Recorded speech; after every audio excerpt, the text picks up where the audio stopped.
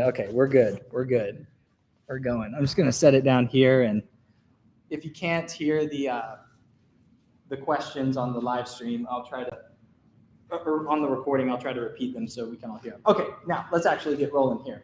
So Exodus chapter 19. So last time, someone give me a little way of reminder where we started off at. Like what did we talk about last time when we were looking at this first half of the worksheet?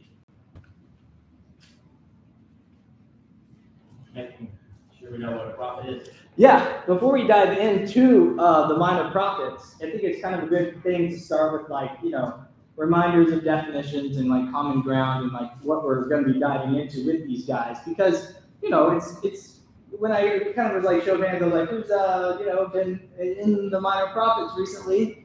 It's not like a resounding applause. It's kind of literally the word, the title has minor in it.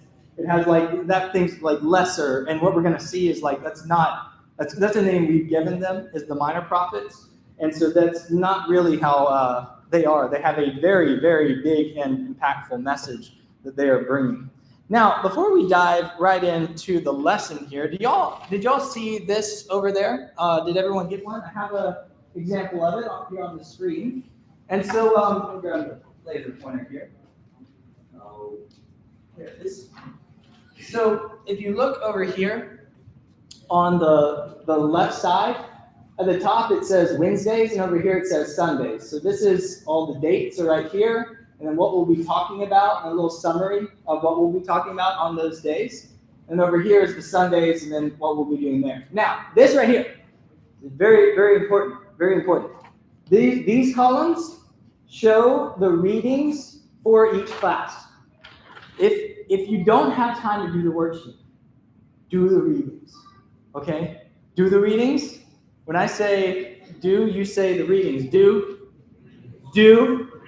Very good, very good, all right? That's like it's going to be detrimental. Like it will be detrimental if we don't do the readings, because it's just, we're trying to like saturate ourselves in the world that these guys, these prophets are speaking into. And we have to like know what their circumstances. And it's going to feel a little strange sometimes, but just like keep pressing through, kind of take it in as a whole. There's kind of some lengthy readings on here. Like I don't think there was anything over like 5 chapters.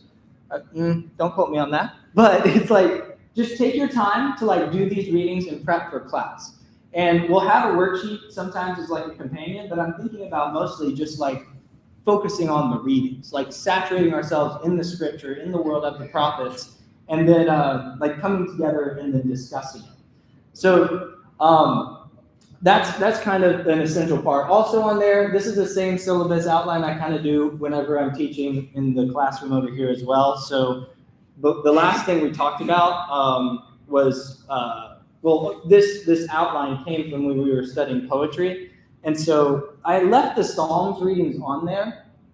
The read through of the Psalms is about 6 per like 2 or 3 days if you followed the schedule. That's like optional. It's in parentheses. You don't have to do that whenever you're doing the reading. If you want to make a note, read the first stuff first, but the Psalms in parentheses, you don't have to do that. But I gave it as a suggestion, an invitation, if you will, because Psalms is what genre of literature? What type of genre?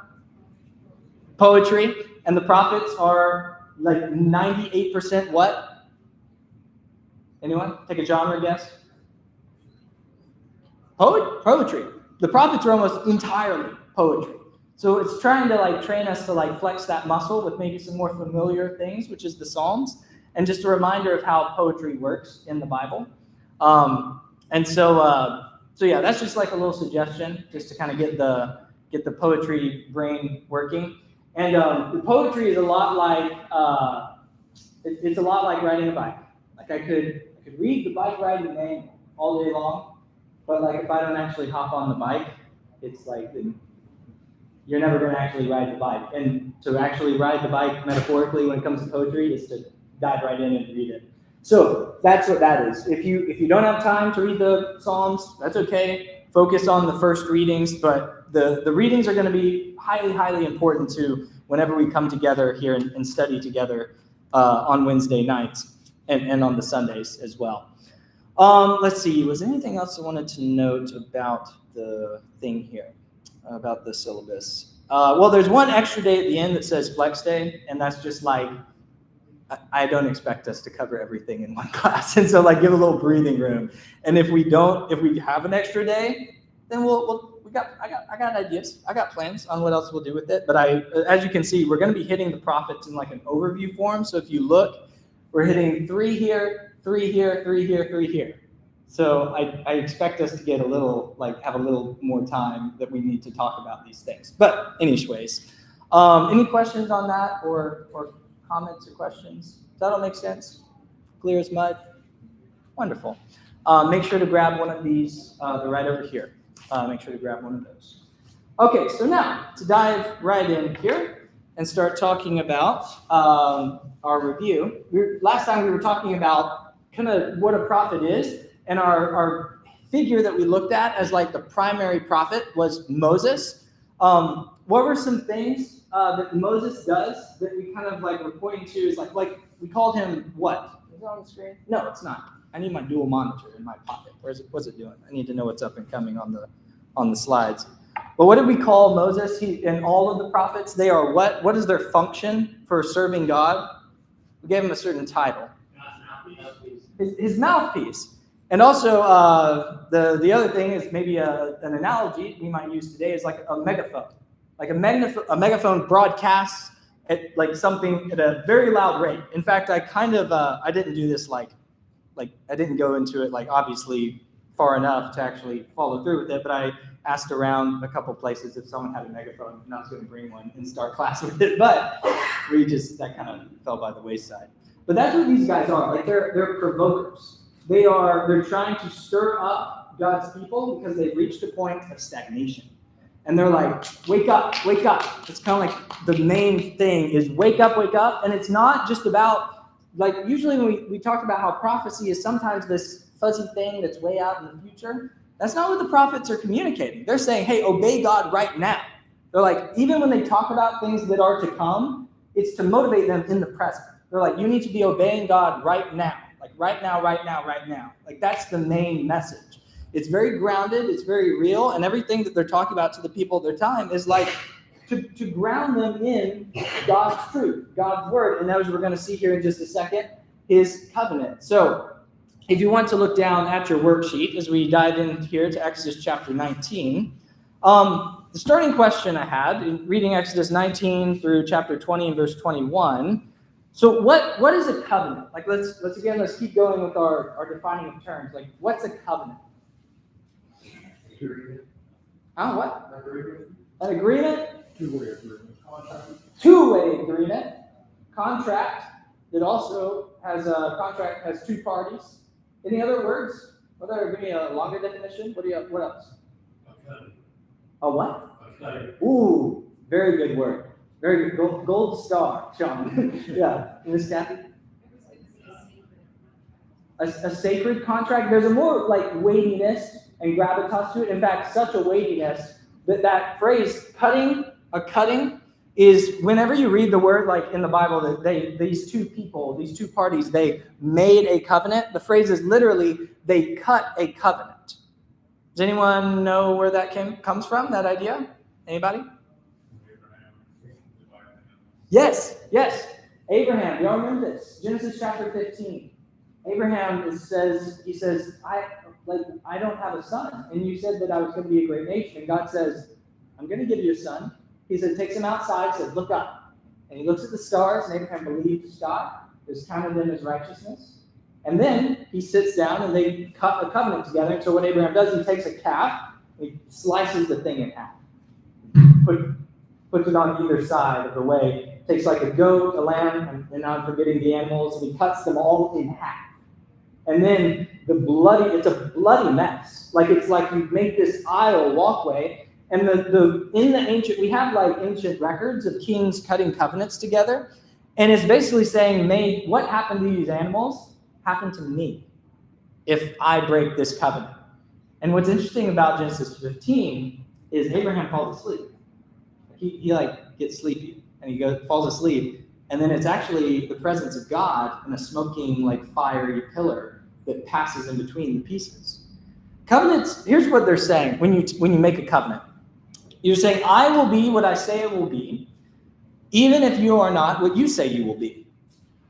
A covenant is two things. It's unconditional and it's conditional. Like we gotta hold those together when we talk about a covenant.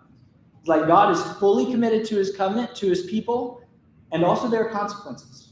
And there's things that need to be upheld in a covenant, as we're going to see as well. And so looking here in Exodus chapter 19, what opportunity is available in this proposition that God is making? This is number 2 on your worksheet if you're following along there, underneath covenant keepers, number 2.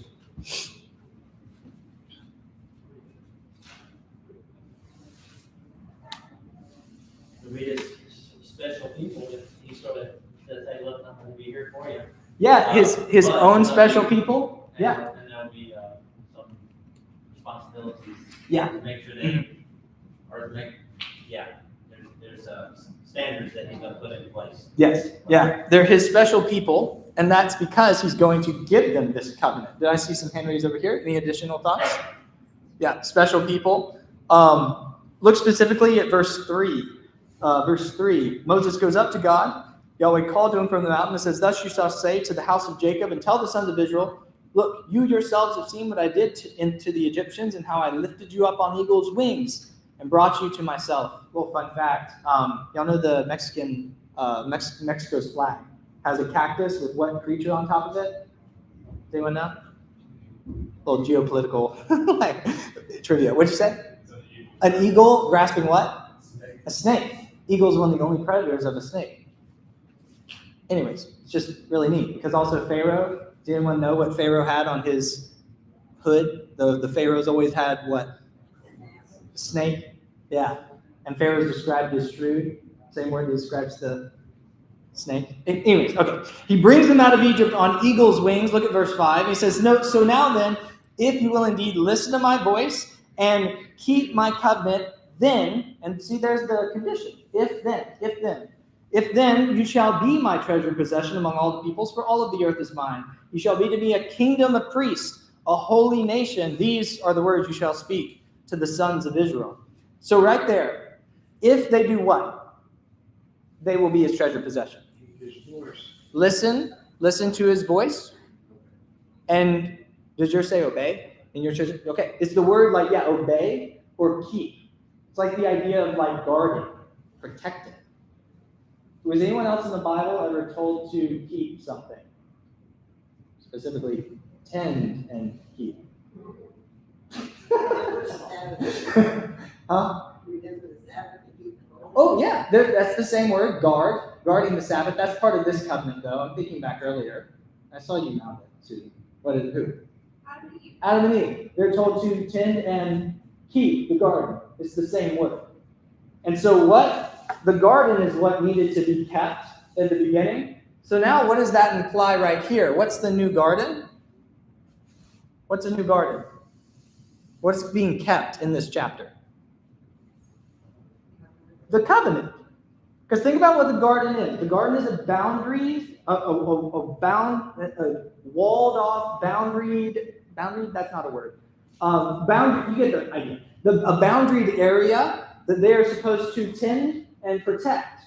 And it's a safe place for life to flourish. And what's parallel to that now? The covenant. It is a walled off. It's a bunch of commands that create a walled off space that life can flourish. Like that's what the covenant is. It's a new type of garden that needs to be tended and protected. Because also what was in that garden? They were told words from God, and they were supposed to do what? Listen to his words. And what are the two things that they're told to do? You're supposed to listen to my voice and keep my covenant. It's the exact same setup as before. It's the exact, with like a little variation, a little different flavor. Because there's still going to be a snake that's seeking to tear down the walls of that garden and create chaos. And so now they have this new opportunity. They're like a new Garden of Eden people that are entering into this covenant with God. So now number 3, they're being invited into this closeness with God, this partnership, this, wait, what did you said? Two-way partnership with God. And they're going to be working with him But then now, what does the people of Israel want Moses to do for them? Did y'all catch this at the end of chapter 20? This is number 3 on your worksheet. What do they want Moses to do? Yeah, they're like, no thanks. Like, look at chapter 20. This is kind of a classic. What's going on in chapter 20? What do you see? 10, yeah, the 10 Commandments. Just those things that, the 10 Commandments. And those are spoken directly from God on Mount Sinai, like to the children of Israel in their camp. And their immediate response is verses 18. Look at verse 18. It says, the people perceived the thunder, the lightning flashes, the sound of the trumpet, the mountain smoking. And when they saw it, they shook and they stood at a distance. And they said to Moses, you speak to us yourself, and we will listen, but don't let God speak to us lest we die. And Moses is like, no, don't be afraid. He says, for God has come in order to test you, in order that the fear of him might be with you, so that you may not sin. And the people, they stood at a distance, but Moses, he came near to the dense gloom where God was. Kind of a sad moment, honestly. God's calling the people towards him, and they say, no thanks. Like, they say, well, we're going to stay back. And Moses is like, no, this is a test. Like, draw near. But they're like, nope, we're good. And so even right here at the get-go, there's a distance still being guarded in this covenant when God wants to draw near, wants to give them this blessing, this invitation of his life and his presence in this covenant. But then they give an intentional little back up. We're going to stay away. Now, what does that show us about the heart of the people? Well, what does that tell us? Fearful. Say what? Fearful. They were fearful, which is the fear of the Lord a bad thing? No. Yeah, good answer. Well done. Gold stars all around. Fear of the Lord is not bad. But when that keeps you from drawing near, it's not good. Not good. You should have reverence, but you're invited to draw near, you draw near. What else? What else does it tell us about this people?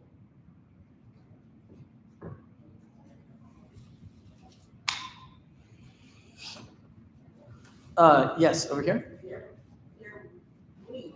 They don't have an understanding of what's happening, and because they don't, they say, "You take care of it, and we'll be okay." Just tell us. We're scared of him. Yeah. Just talk to us. Yeah. We have a weakness. No conflict. Yeah, they're wanting a mediator of God's presence that's like them. It's one way you could say that. They want Moses to talk to him, but God, Yahweh, terrifying. And all valid, a storm. Like everyone was terrified the other night on Sunday night, whenever there was a storm coming up. Like put that in your mind, and that's sitting on top of a mountain right now, booming voice of thunder, like telling you commands. Like don't want to put too much diss on the Israelites here. Like this is legitimately terrifying. But yeah, they're craving someone, they're desiring someone who is like them to communicate God's words. That'll preach. Like that's pointing you some direction towards someone who's able to do that. Did I see Miss Jacqueline? Did you have a comment on that? Well, I'm sure they didn't have good discernment, but back in chapter 19, we read, so God reminded them, I brought you out of Egypt. Mm-hmm. And now you're saying, you are talking, you're afraid. Yeah. Yeah. Yeah. Go back to Egypt. Yeah. It's like, is God going to draw them out here just to destroy them again? And we call that, you said a good word there. They didn't have knowledge of good and evil. They didn't have knowledge of God. Because knowledge of God is what? Faith? That's a good word for it. It's knowing his character. And you have to have faith to do that. But it's to have knowledge of God is to know like who he is like personally. It's not in I know someone's eye color and their birthday. I was being hustled the other day because I didn't know someone's birthday, and I was like, ask me your greatest fears. I was like, ask me like your opinion on this and that. It's like I know you, and then they're getting offended because I didn't know like a date on the calendar. It's like maybe that does offend someone. I'm sorry if it does. I'm just not good with numbers, especially birthdays. I know my immediate family and one of my best friend's sister's birthday, because her birthday is my birthday. But like, besides that, it's like it's that's not the kind of knowledge we're talking about. It's like your birthday, your eye color, your height, your driver's license information. You know, we're talking about like what motivates someone, what drives someone, what's their what gives them what are they passionate about? Like that's what knowledge of God is. And this is all critical to the covenant. It's critical to this scene, and because it's going to be critical to the prophets. Like, in fact, this knowledge of God, what we'll find is at the heart of each of these prophets. There's always like a few key verses, like right in the center of the prophets. And it's interesting, the themes that keep showing up. Knowledge of God is one of them that's right there at their heart. For instance, Micah chapter 6, verse 8, right in the center of the book. I've told you, O man, what is good, to do justice, to love mercy, and that word mercy is like loving kindness, steadfast love, and to walk humbly with your God. Or you have Hosea chapter 6 as well, right in the middle of Hosea. What does he say? He says, I desire mercy, steadfast love, and not sacrifice, and knowledge of God rather than the fat of rams. It's like right there in the heart. They're getting at this. These people are afraid of God because they don't know him. And if they knew him, they would walk with him, walk humbly with their God. And so that's what the prophets are trying to evoke. Any other comments on this bit about what a covenant is? Is it kind of clear? Are you all seeing what a covenant is? It's of two parties coming together to walk forward in an agreement. And if you break the terms of a covenant, the result is always death. Like there's not any sort of stipulation. You break a covenant, death. Like that's what those animals being split represent. So this is, it's a big deal. It's life and death that we're talking about when it comes to covenant. So any other thoughts? Yes. A covenant is relational. Mm-hmm. Unlike a contract, which is like a transaction. Yeah, and you can kind of like, Transaction. yeah. It's a relationship. And Yeah. it's got this being who is constant. There's nothing that can be changed, but he wants to give people, Relationship. to give the people something. It's always been about heart and relationship, like from the get-go. Because what's the first of the 12 prophets that we're going to be looking at? Who's the first one? Hosea. And what's kind of the very first thing you read about in Hosea? Anyone? Trivia time? Israel was like Hosea and his wife, which his wife kept leaving him. It's a relationship, covenant, partnership of a husband and wife. It's what God chooses to be the first thing that's talked about in the 12 prophets that we're going to look at. It's right there front and center, covenant. So yeah, any other thoughts on covenant? Yeah, Chuck. Yeah, I can't help but think that, I'm picturing this whole study and how God needed the prophets, because it teaches us today, if you don't hear God, you don't fear him.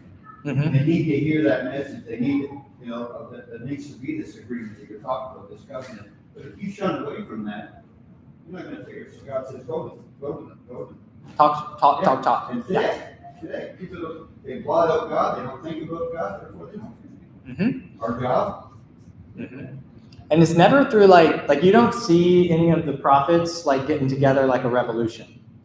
Like they're just like, they're speaking. And if you don't turn away, destruction is coming. You're walking down a path that's off a cliff. They're like, God hands them over eventually to what they want, which is away from him. And so that has always lead to destruction. Yeah, Tom. Look, the one-on-one covenant, it doesn't sound exactly right, because to me, Moses was kind of like the CEO of the corporation, where he makes his agreement, and everybody that's in the company has got his boundary. And they have to perform. Yeah, all analogies that we apply today are going to have some parts where they fail. Because he does bring back the word, like he was the mediator that went up and down the mountain. But like the people all said, all that Yahweh says we will do. Like they all agreed. I think they actually say that like 2 or 3 times, and then they like immediately don't. Yeah, So, yeah. I wasn't thinking I wouldn't take offense or whatever, I wasn't. Just making I'm another saying analogy. Yeah. one thing, it doesn't exactly fit. Yeah, I got you. Yeah, because it's a group setting. Is that what you were saying? Yeah, group with an individual. Yeah. Well, what we'll see is the prophets, they don't have a problem with like general statements. Like, in fact, we know during the time of Elijah that like there were still about 3,000, 7,000 in Israel who remained faithful to God. But the prophets will just be like, every one of you has this and that. Israel becomes a character, like in the covenant story that the prophets are telling. They can refer to Israel and then be talking about like a bunch of people in a group. Or they can say another name just to keep on, just to kind of know the lingo. Sometimes you'll see Israel referred to as Ephraim or Ephraim. And so that's just another name for the tribes as a whole that's used throughout the prophets. Or Jacob. They'll call them Jacob sometimes too. Yeah, good stuff. So let's dive now into Deuteronomy chapter 8. Turn all the way to the end of the Torah. So you're in Deuteronomy chapter 8.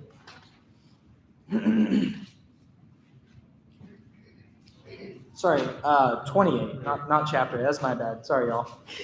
Great chapter 8, but we're hitting 28, a little more intense. Here in chapter 28, what we have is the blessings and the curse. Is this showing up behind me? Yeah, the blessings and the curse.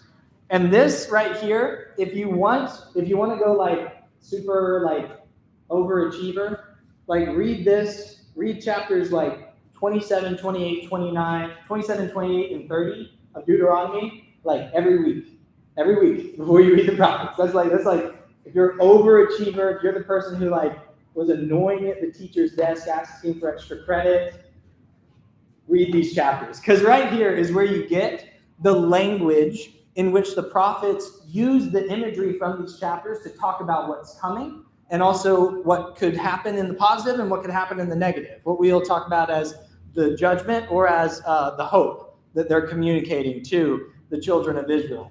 And we have at the start of this, for the first 14 verses, is the blessings. And the blessings are listed along here. The blessings happen so long as Israel does what? Again, this is a covenant. It's conditional. The what? Obey, keep, listen, Shema. The word Shema is kind of a theme word in Deuteronomy, that they listen, which doesn't just mean information going into your ears and rattling your little ear bones in there, but it means action. Like listening in the Bible is a word that means action. They're not like separated from each other. And so if they're going to listen, that means they're going to act out the words of God's covenant. And so then later on, at the very end of this first section, look at verse 14, when he's at the end of this list of blessings, says, "Do not turn aside from any words which I am commanding you today, to the right or to the left, to walk after other gods and to serve them." And I had y'all go back and read Exodus 14:22. How do those verses relate to each other? What are y'all's thoughts on that? Yes, Miss Catherine? Well, to get through the waters, they couldn't go to the Uh-huh. Don't go to the right, don't go to the left. That's the reference in Exodus chapter 14. He says a way appeared, and the water was over on their right side and on their left side. And so what does that mean is in the middle of that? A way of life, a way to live, a path of safety through the destruction. And now remember what was the covenant parallel to? What two things in the Bible were people told to keep and guard? The covenant and what?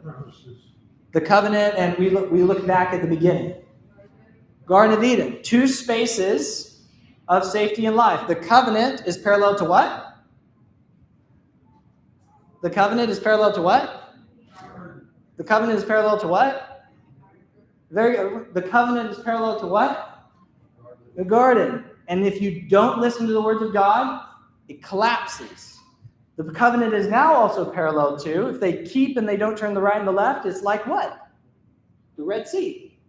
So the covenant is also like the Red Sea. When they couldn't turn to the right or left, don't turn to the right or left of the covenant. And what happens if they turn to the right or left in the Red Sea? You're going to drown. You're going to get the sharks to get you out. something down there at the bottom of the ocean or the sea. And so this is what's going on here. Is there's one might call a narrow way, a way that needs to be kept and guarded. That in the covenant, if you turn to the right or the left, you can go too far either direction, and you have to keep this straight and narrow way of covenant keeping to protect and to guard it. And then, like life is what happens. You read verses 1 through 13. All these wonderful things. The storehouses of the heavens will rain down on your land, God says. You will have children. Your animals will have children and children. Your flocks will multiply. Like this blessing on your basket, your kneading bowl, everything. When you come out and when you go in, everything is just overflowing with life. But what happens if they don't? Well, then you have verses 15 through 68. It's like you have the 14 verses on like the blessing, and then the like all of the bad things that will unfold otherwise. And what nation, check this out. What nation at the very end, verses 58 through 68, what nation's connected to the curses? Egypt. And look at this. All the way down. Look at verse 68. It says, Yahweh will bring you back to Egypt in ships. By the way about which I spoke to you, you will never see it again. And there you will offer yourselves for sale to your enemies as male and female slaves, but no one will want you. There will be no buyer. Slight. Quite frightening. Again, the covenant is life and death. Like it's like on a knife's edge. Like it's either a million overflowing of joy or spiral into death. Now, what do you notice about going back to Egypt on ships? Why is that interesting? How did they leave Egypt the first time? On dry land in the middle of the sea. And if they're going back, who made the land dry? Yahweh, God did. And so on their way back, it means he's not there. They've already walked away from him. And he says, you can have that. I'll send you back on ships because I'm not going to be with you. And so therefore, this is the intensity of the covenant. But what do we see in chapter 30 of Deuteronomy? Again, this is the conditions of the covenant. But also, what does God promise? In chapter 30, verses 1 through 6. What does he say?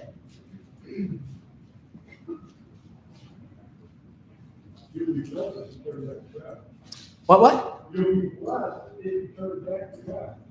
When all of these things have been poured out on you, the blessing and the curse, he says, all of the things I've set before you, and you will cause these things to return in your heart in all of the nations where I scatter you, and you return to Yahweh your God, and you listen to his voice with all of your heart and your soul, according to that I have commanded you today, and your sons, then Yahweh your God will also return to you from captivity, and he will return his compassion, and will gather you again from all of the peoples where Yahweh your God has scattered you. For if those of you who are banished towards the ends of the sky, from there Yahweh will gather you, and from there he will bring you back. Yahweh your God will bring you into a land which your fathers possessed, and you shall possess it. And you shall prosper and multiply more than your fathers. And moreover, Yahweh your God will circumcise your heart and the heart of your seed to love Yahweh your God with all of your heart and with all of your soul, that you may have life. It's like even where they fail, God's still going to be there standing up, holding his end of the covenant. If they're sent over back into Egypt on ships, that's because they've gone away from God. But he's like, I'm still here. I'm still doing my thing. And I always will be, because he doesn't change.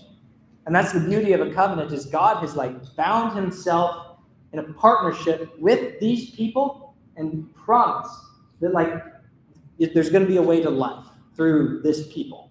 And then ultimately, that's where the Messiah comes from, who does the ultimate fulfillment of this. Christ, he creates the way for us to have the new heart, to actually keep God's covenant and to walk the narrow way without fear and without the terror that you saw them at Mount Sinai. We can now draw near boldly before the throne of grace. And that's like, in light of everything that we're going to be talking about, just always have as well Christ stirring at the forefront of your mind so that you just see him like dripping on all of these pages as the fulfillment. And it also, like, when you see something fulfilled, it means it's now able to do its purpose. So like because Christ fulfilled all of the law and the prophets, we can now read this and it makes sense. And it can teach us as to who we are and to who he is. I'm just going to bypass that point. But I want to talk right here at the end for like the last few minutes, just kind of laying the groundwork for the next class. If I ask y'all to list me prophetic books, give me a list right now. What list prophetic books? Some of the Psalms. Some of the Psalms. What? Define prophetic. Yeah, right. You little sneaky one. You. give me the answer you think I would want. I guess I don't know. Jeremiah, Isaiah, Daniel. What else? Are you saying? What? Joel, like, the minor prophets, like Isaiah, Jeremiah, Ezekiel, Daniel. Like, those are like what we think classically with prophets. But of course, I guess Justin I heard probably all of y'all know I'm leading the witnesses here. Psalms is prophetic as well. And I want to start thinking in those categories and expanding our idea of what a prophetic book is. Because we got, the classics, Isaiah, Jeremiah, Ezekiel, but have we ever thought of Kings as a prophetic book? Anyone? So this is what we're going to be talking about the next couple classes. On here is a big chart that you can get right over there. And what you have on here is a list of, on the right side, is how your Bible is ordered and kind of how you might see it in the kids' classes as well. Over here is the traditional ordering from the time of Jesus and before the time of Jesus of the Hebrew Bible, what we call Old Testament. Notice where the book of Kings is. You probably can't read it. I can barely read it. But it's right over here under the prophets.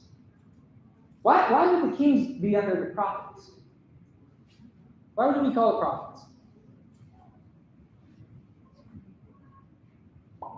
Kings are sort of prophets.